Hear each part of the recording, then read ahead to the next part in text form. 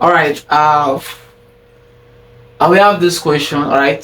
They said the three stages of production clearly express the relationship between total product, marginal product, and average product, and also between changes in the variable inputs. Now, the task before us is to use an appropriate diagram to demonstrate these different stages of production for short-run production function. Okay. Right. The first thing we need to know here is in fact, what is a short-run production function? That's the first thing we need to what we need to know here, because if you don't have what a short-run production function is, there's no way, there's nothing we can do about this question. So a short-run production function is such a production function whereby only one factors of production is what is variable. That is, only one part of production varies with output. Right. Don't forget, our normal production function is, we give that k is a what function of labor and capital. This is a what is a general production function, and it is a long run production function, because in the short run, our short run function is what f is a function of labor and capitals. This prime on top of k shows that what k is constant. Right. When you see this prime on top k, it shows that k is constant and only labor is what is variable, and therein we are discussing a short run production function. Right. Short run production function operates in line with the generally popularly law of diminishing return. Right. We operate the law of diminishing return. So we are asked to use with the use of appropriate diagram. Right. The best way I propose to solve this question is, first you start from a schedule. Right. Yeah, you form a schedule, then from your schedule, then you draw your diagram, then from the diagram, right, you identify the three stages of production, then you state clearly the relationship between what marginal product and total product, as well as between average product and the marginal product. Now, given this production function, which is the short run production function, let's quickly form a schedule. Let's simulate a schedule out of it. Short run function, we have q is equals to function of what labor and capital, where our capital is a constant. Okay.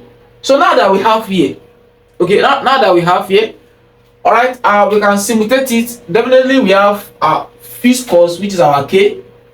First, let's manage the space. Our k, let's say our k is always what is always 10 10 10 10 10 10 and 10. And our labor, which is the variable input, we have 1 2 3 4 5 6 7. Okay. Now let's have our marginal product. All right. Our marginal product measure the contribution of each input employed in the production process. All right. So our marginal product there, let's say the first person produces what 3 units. Right. The next person that was employed add to it produce 6. All right. And the third person produces what produces 10. Okay, no, produces these 3, these 6. No. Okay, let's first have an increasing return. So the first one produces what 3 units. Okay, 3 units. All right. The next one produces what 6, and the other person that follows it produces 8. Okay, so the fourth person produces what 8 as well. Okay, and this person produces what 7. This one produces what 2, and this one produces -4. Okay, so by this we can have our total products. So total product is the summation of our marginal product. This will be what 3, this will be 9, this will be what 17, this will be 25, this will be 32, this is 34, and this is what 30. That's our total product. And our average products, right, this will be our average products. This divided by this will be 3, this will be 9 divided by 2, that's 4.5. 17 divided by 3,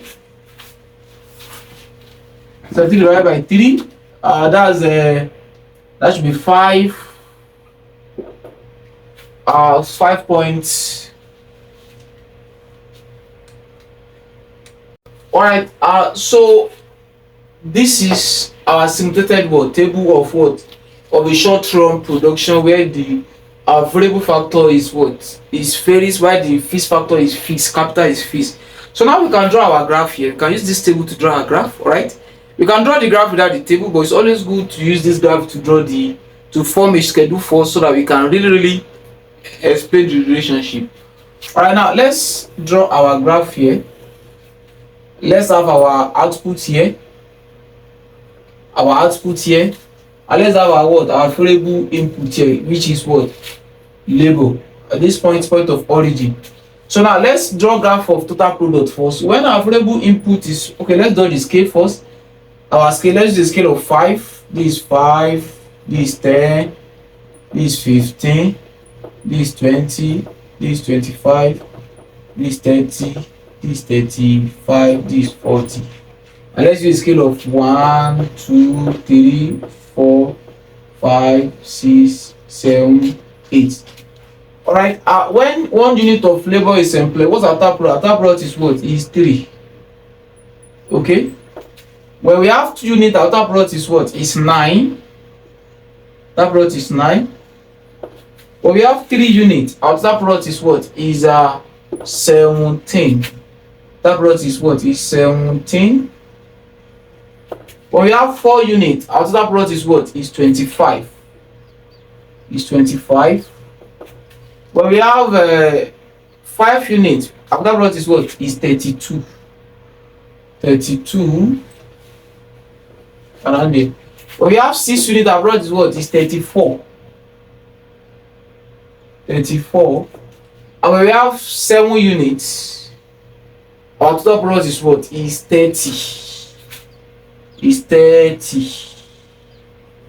Alright, so just join this curve from the origin to form your what total product curve.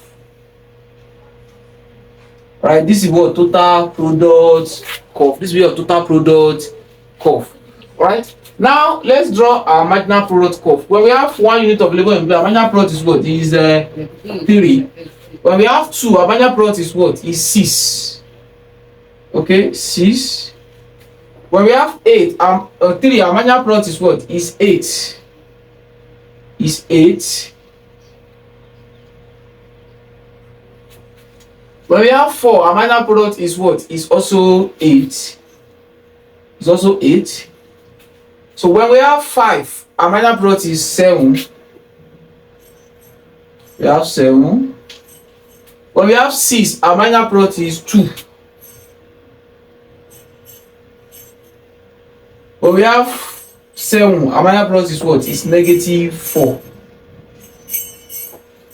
So from here we can draw a curve of marginal product by connecting the dots. So this is our marginal product curve. Okay. Now so we can draw a curve of what? Average product. Alright. These are average products. Well, the total units when we apply 1 unit of labor, it is 1. When we apply 2 units of labor, our average product is what? Is 4.5. Is 4.5. When we apply 3 units of labor, our average product is what? Is 5.7. 5.7. When we apply 4 units of labor, our average product is what? 6.2. We have 6.2. When we apply 5, it is what? 6.4. It is 6.4. 6.4. Let's make it close to this.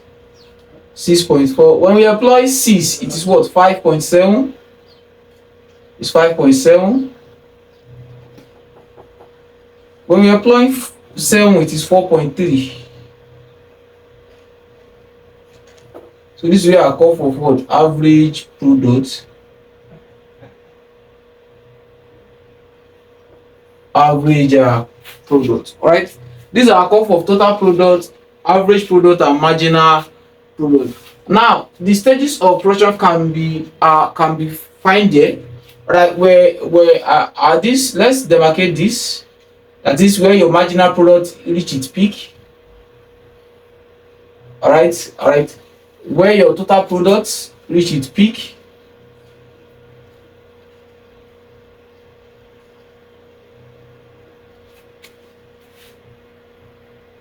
Okay. So is it? You have marginal product 0 here. You have. All right. Then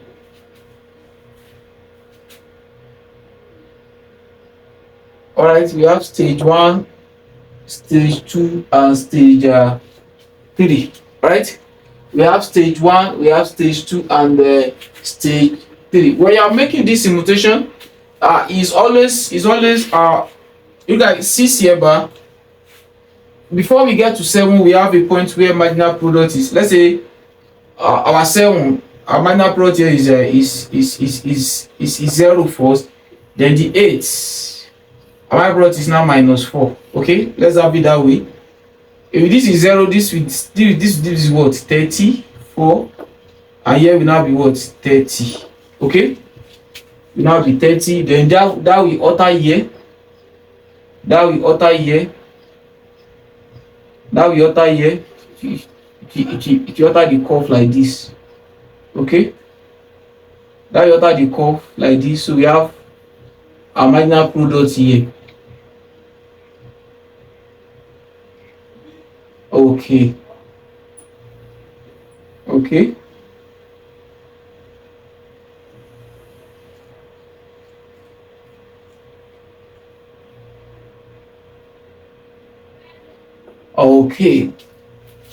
All right. Okay, this is what this average product, these are marginal products. All right, this stage 1, this stage 3. Now the first stage of production showed what?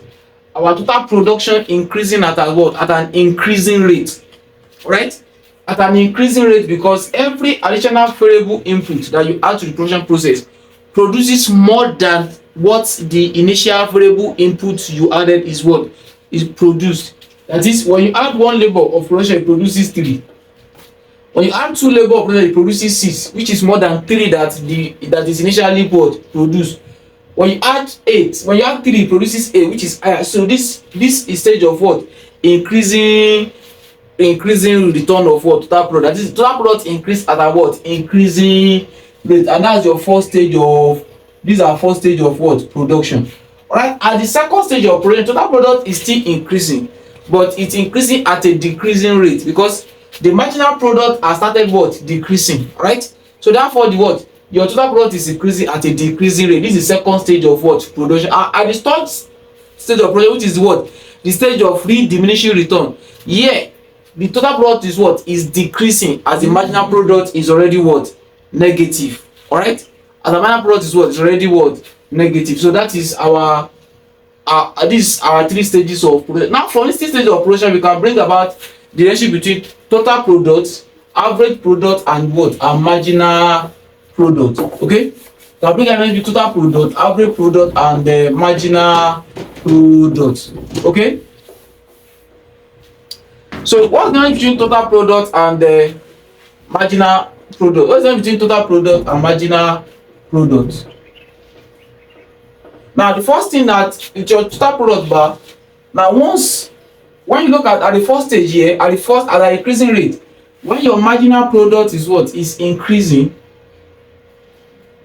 your total product is what? Is increasing also, but at a what? At an increasing rate. At an increasing rate.